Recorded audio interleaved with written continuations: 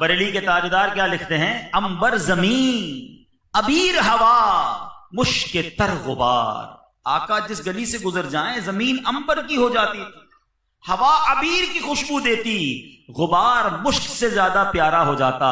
سیدی اعلیٰ حضرت لکھتے ہیں امبر زمین ابیر ہوا مشک تر غبار، ادنا سی یہ شناخت تیری رہ گزر کی ہے. کیا مہکتے ہیں مہکنے والے. لوگ مہکتے ہیں، بڑے بڑے مہنگے مہنگے عطر لگاتے ہیں. اعلیٰ حضرت فرماتے ہیں میں بتاتا ہوں مہکتا کون ہے. کیا مہکتے ہیں مہکنے والے، بو پہ چلتے ہیں بھٹکنے والے. جن کو تلاش کرنا ہوتا وہ آقا کی خوشبو سے ہی تلاش کر لیا کرتے. چلو یہ بات تو سرور کائنات کے زمانے کی ہے نا. صحابہ کرام تو کتنے خوش نصیب تھے کہ آقا کی خوشبو سونگا کرتے، پسینے کی خوشبو مبارک سونگا کرتے. مگر آج 1450 سال کم و بیش گزرنے کے بعد بھی آج بھی کسی عاشق رسول کو مدینے بھیج دو، شرط ایک ہی ہے، ناک جو ہے نا وہ عشق والی ہونی چاہیے. ہاں آج بھی مدینے کی گلیاں بتاتی ہیں. کیا بتاتی ہیں؟ عرصہ ہوا طیبہ کی گلیوں سے وہ گزرے ہیں، عرصہ ہوا طیبہ کی گلیوں سے وہ گزرے ہیں، اس وقت بھی گلیوں میں خوشبو ہے پسینے کی. آج بھی مدینے کی گلیاں مہک رہی ہیں. ایسے آقا ہیں. پھر کسی اور سے محبت کریں. ہے کوئی ایسا حسین دنیا میں جس کا پسینہ ایسا ہو؟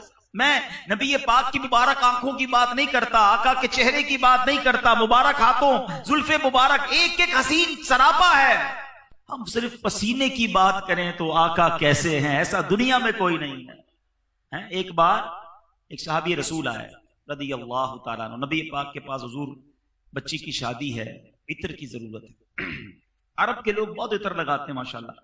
نبی پاک نے پیسے نہیں دیے کہ جو یہ پیسے لو جاؤ کسی عطر والے سے عطر خرید لو. فرمایا کل آنا، ایک کھلے منہ والی شیشی لے کر آنا، ساتھ ایک لکڑی کا ٹکڑا بھی لے آنا.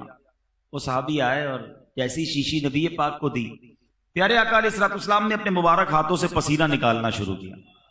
اچھا انہی کے سامنے جو عطر مانگنے آئے ان کے سامنے پسینہ نکالا. صحابی بھی کیسے فرما بردار ہیں، عرض نہیں کرتے حضور میں نے عطر مانگا ہے آپ پسینہ نکال رہے ہیں. پیارے آقا نے پسینہ عطا فرمایا کہ جاؤ جو بیٹی دلہن بن رہی ہے اس کو دے دینا، کہنا جب عطر کی ضرورت ہو اسے لگا لیا کرے.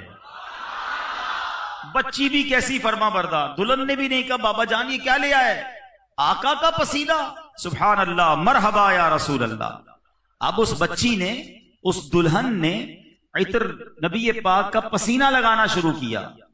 نتیجہ کیا نکلا؟ اللہ اکبر. حدیث کے الفاظ ہیں کہ وہ گھر جو ہے وہ پورے مدینہ منورہ میں بیت المطیبین، خوشبوؤں والے گھر کے نام سے مشہور ہو گیا. صرف دلہن کو خوشبو نہیں ملی، پورا محلہ مہکنے لگ گیا میرے آقا کے پسینے سے.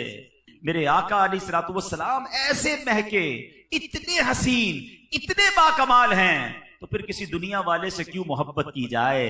ارے نبی پاک سے سچا پیار کرو، ان پر اپنا سب کچھ قربان کرو، کیونکہ انہوں نے ہی محشر کے دن کام آنا ہے، انہوں نے ہی ہماری شفاعت کرنی ہے.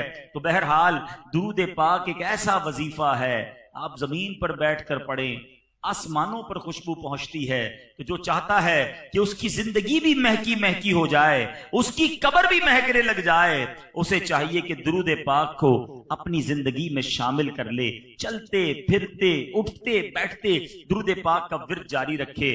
آئیے میں بھی نیت کروں، آپ بھی نیت کریں کہ روزانہ کثرت سے درود پاک پڑھیں گے.